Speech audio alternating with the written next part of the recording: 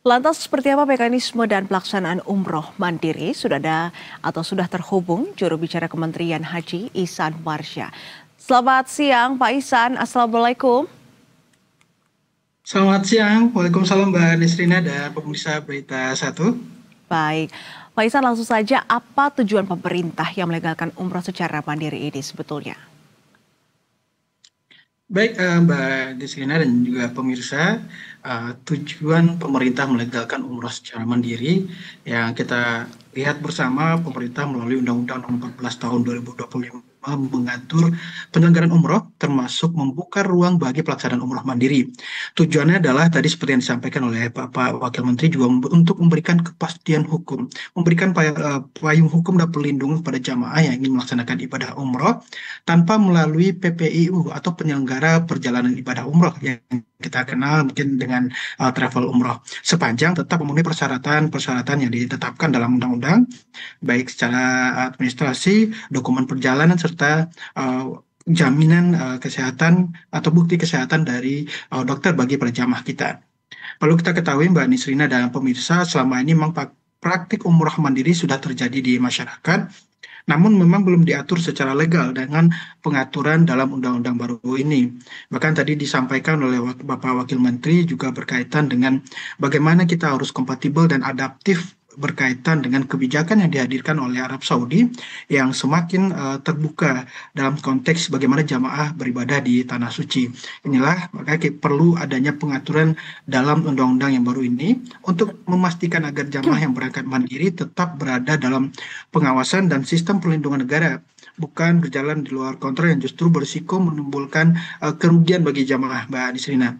Jadi pada intinya kebijakan ini bukan berbicara tentang liberalisasi akses jamaah untuk beribadah di tanah suci, dan juga ini lebih kepada penataan dan perlindungan bagi jamaah yang memilih berangkat tanpa travel agar tetap aman, tertib, dan sesuai dengan regulasi Arab Saudi maupun Indonesia. Di sana alasan kita menghadirkan pengaturan umroh mandiri dalam Baik. undang-undang yang terbaru, Undang-Undang Nomor 14 Tahun 2025, Mbak Nisrina.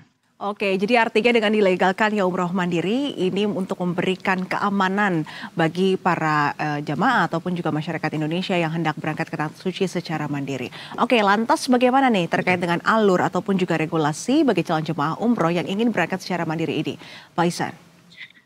Baik, kalau di pasal 87 A di Undang-Undang Nomor 14 Tahun 2025 mengatur sejumlah persyaratan yang harus dipenuhi oleh jamaah yang akan melaksanakan umrah secara mandiri. Alur dasarnya tetap sama dengan jamaah umroh reguler, hanya saja prosesnya dilakukan oleh jamaah itu sendiri.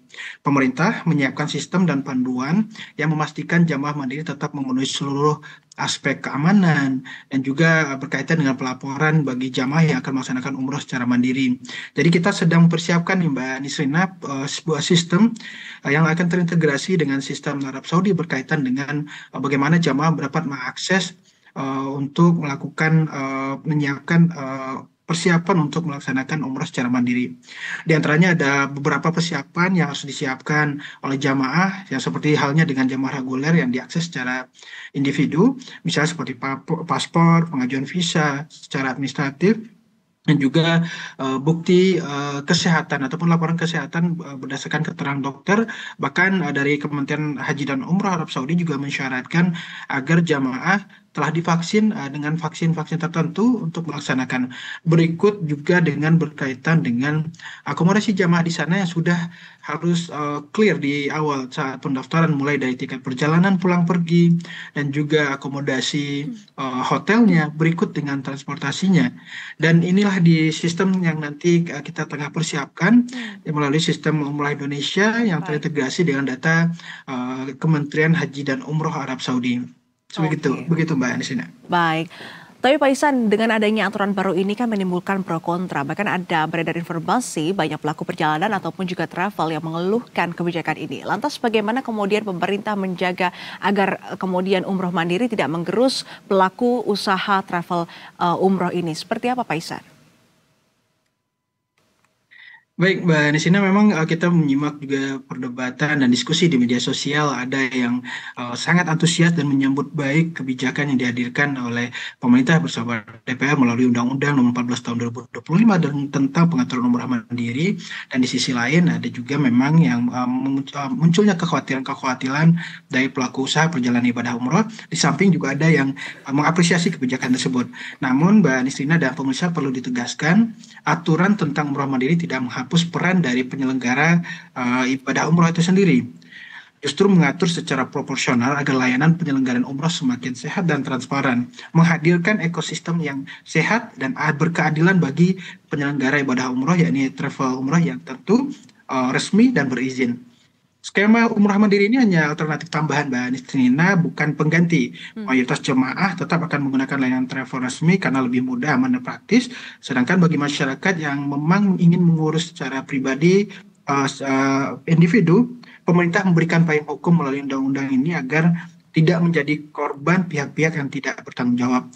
Perlu diketahui, Mbak Nisrina dan pemirsa, hingga saat ini juga masih marak bagaimana oknum-oknum tertentu yang berusaha menghimpun jamaah.